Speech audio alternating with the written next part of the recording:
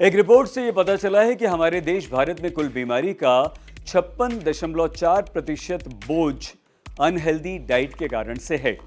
ICMR ने बुधवार को यह कहा है कि जरूरी पोषक तत्वों की जरूरतों को पूरा करने, मोटापा, मधुमेह जैसे रोगों यानी कि एनसीडीज को रोकने के लिए 17 आहार दिशा निर्देश जारी किए गए हैं।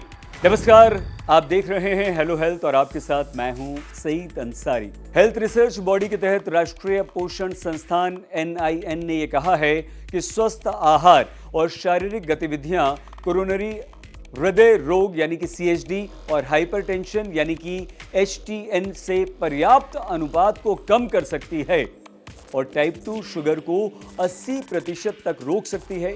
इसमें यह भी कहा गया है कि आपकी हेल्दी लाइफस्टाइल और उसका पालन करने के समय से पहले होने वाली मौतों को भी आप रोक सकते हैं। शुगर और फैट से भरे खाने वाली चीजों की खपत में बढ़ोतरी, कम शारीरिक गतिविधियां, सूक्ष्म पोषक तत्वों की कमी और वजन की समस्या के साथ साथ विभिन्न तरह के खाद्य पदार्थों तक सीमित पहुंच के कारण स्थिति हमारी और खराब हो गई है।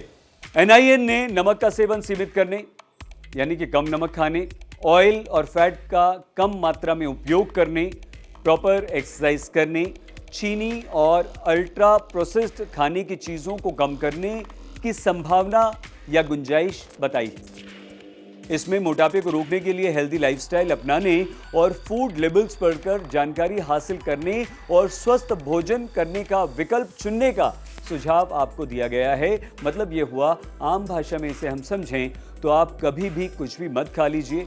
जो भी खा रहे हैं उसके फायदे नुकसान को देखिए, पैकेट पर उसके इंग्रेडिएंट्स को देखिए, उनमें मौजूद फैट और दूसरी चीज़ों का अध्ययन कीजिए और उसके बाद उसे खाइए। हमारे देश के लोग यानी कि भारतीयों के लिए आहार संबंधी दिशा निर्देश DGIS का मसौदा ICMR NIN के निदेशक डॉक्टर हेमलता R के नेतृत्व में विशेषज्ञों की एक बहुविषयक कमेटी द्वारा तैयार किया गया और इसकी कई सारी वैज्ञानिक समीक्षा भी की गई।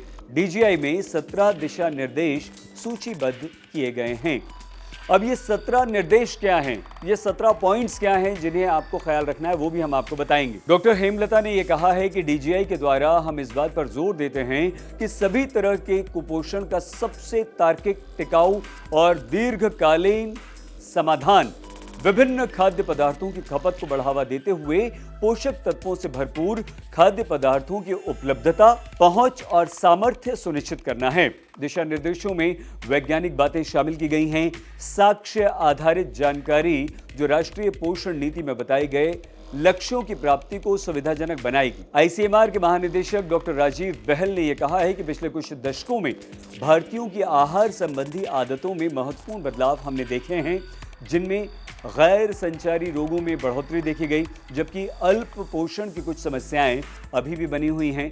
डॉक्टर राजीव आगे कहते हैं, उन्होंने ये बताया कि मुझे खुशी है कि इन दिशा निर्देशों को भारत में बदलते हुए खाद्य नजरिए के लिए बहुत प्रासंगिक बना दिया गया है, जिनमें खाद्य सुरक्षा से निपटने के लिए न्यूनतम प्रोसेस्ड खाद्य पदार्थ चुनने, फूड लेबल्स की अहमियत को समझने, फिजिकली एक्टिविटीज पर व्यावहारिक संदेश और सुझाव शामिल हैं। मुझे विश्वास है कि ये पूरक होंगे। सरकार का ये प्रयास हमारे लोगों के अच्छे पोषण और स्वास्थ्य को बढ़ावा देने के लिए बहुत जरूरी है। गैर संक्रमणकारी रोगों का उल्लेख करते हुए NIN ने कहा 34% बच्चे हाई ट्राइग्लिसराइड से पीड़ित हैं।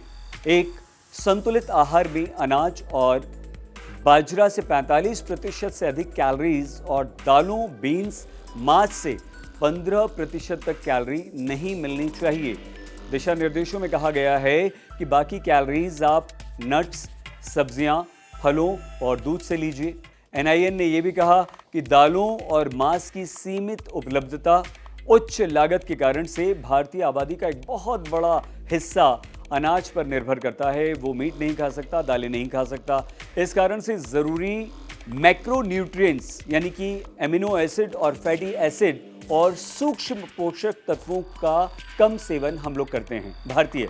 इसमें यह भी कहा गया है कि ज़रूरी पोषक तत्वों का कम सेवन मेटाबॉलिज्म को बाधित कर सकता है और कम उम्र में ही हमें इंसुलिन प्रतिरोध और संबंधित डिसऑर्डर्स का खतरा बढ़ा सकता है।